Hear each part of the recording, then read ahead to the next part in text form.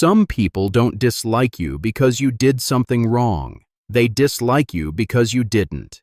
There are people in your family, workplace, or social circle who quietly resent you. You didn't betray them. You didn't attack them. You didn't compete with them. And yet, something about you irritates them.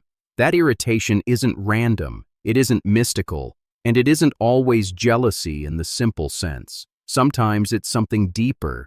Leo Tolstoy wrote extensively about moral discomfort, the way people react when confronted with truth, integrity, or authenticity they themselves avoid.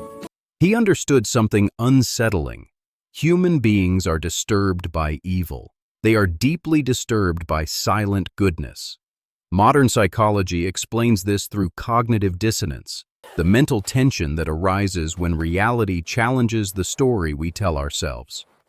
When your presence contradicts someone's self-image, discomfort follows. And discomfort, if not processed, turns into resentment. Let's break down the 3 reasons this happens.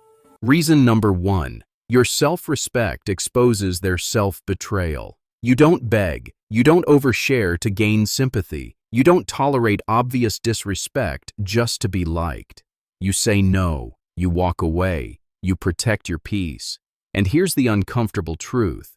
Your boundaries feel like an accusation to people who have none. You're not judging them. You're not lecturing them. But your behavior quietly communicates, I don't need to live this way. Tolstoy believed that when individuals encounter someone living with inner integrity, it threatens their moral laziness.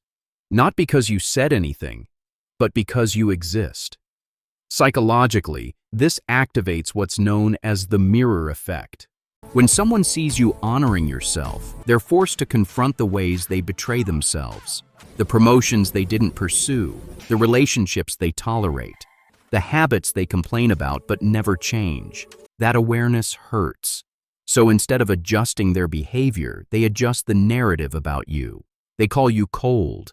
They say you think you're better. They label your calm as arrogance. But you didn't change your behavior toward them. You changed your behavior toward yourself. And that's what unsettles them. Self-respect disrupts environments built on self-neglect. And disruption often invites hostility. Reason number 2. Your growth breaks their comfort. People love you when you're trying. They applaud your dreams. They support your ideas. But when you actually improve, something shifts. The energy gets quieter. The compliments get shorter. The enthusiasm fades. Why? Because growth creates comparison, and comparison creates discomfort. Modern psychology calls this social comparison theory. We evaluate ourselves relative to the people around us. When someone close to us rises, it alters the hierarchy. Your progress silently asks a question they've been avoiding. What have I been doing with my life? That question is heavy. Instead of answering it honestly, resentment becomes easier. Tolstoy wrote about how individuals resist moral and personal elevation when it threatens their established identity. Growth doesn't just inspire people, it destabilizes them. You dressing better, thinking sharper, speaking clearer, moving with intention. It breaks the illusion that stagnation is normal. And for someone attached to comfort, your evolution feels like betrayal. You didn't leave them. You left the version of yourself they were comfortable with. And that feels personal, but it isn't. It's psychological. Growth forces reevaluation, and reevaluation is uncomfortable. Some people would rather resent you than reinvent themselves. Reason number 3, your authenticity disrupts their performance. This one is subtle. Most people are performing happiness, performing confidence, performing certainty. They've built social masks to survive expectations. Then you show up honest. You don't fake enthusiasm. You don't laugh at jokes you don't find funny. You don't agree just to maintain harmony. You say what you mean, calmly. That authenticity doesn't always inspire. Sometimes it destabilizes, because truth demands responsibility.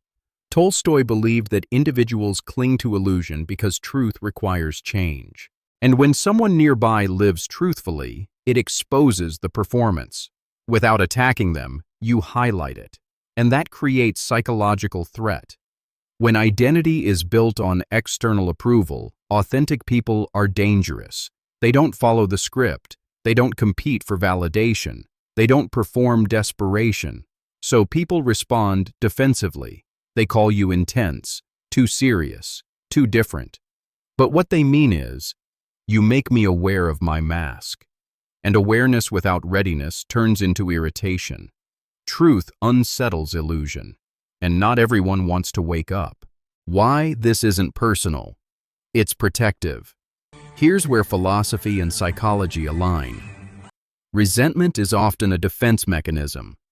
Projection, ego preservation, and identity protection all operate beneath conscious awareness. When someone dislikes you for no reason, it's rarely about your personality. It's about what your presence activates in them. Your discipline activates their avoidance. Your clarity activates their confusion. Your independence activates their insecurity. Hatred becomes a shield.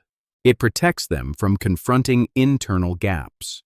Tolstoy observed that people frequently attack what they cannot control or fully understand. Modern psychology agrees. Threat perception doesn't require physical danger. It requires psychological discomfort. If your existence challenges someone's worldview, they may respond with hostility, not because you harmed them, but because you disrupted their self-story. Understanding this changes everything. You stop trying to fix what was never yours to fix. How to move forward without bitterness. This is crucial. Recognizing these patterns is not permission to become arrogant. It's not permission to isolate yourself. And it's not permission to assume superiority. Tolstoy didn't preach ego. He preached integrity. You don't fight resentment with resentment. You don't argue your character. You don't seek validation from people committed to misunderstanding you. You remain grounded, kind, but firm. You let them misinterpret. You let them project. You let them drift away. Because clarity is more valuable than popularity. Here's the ironic truth. The same qualities that make some people resent you will make the right people respect you deeply, quietly, without competition, without insecurity. If nobody dislikes you, you're probably living safely, not courageously, not truthfully, safely. Living with integrity narrows your audience, but it strengthens your foundation. Being disliked for your authenticity is cheaper than being loved for your silence. And once you internalize that, you stop shrinking. You stop negotiating your peace for approval. You stop explaining your growth. Because you understand something powerful. Their resentment is not a verdict. It's a reflection.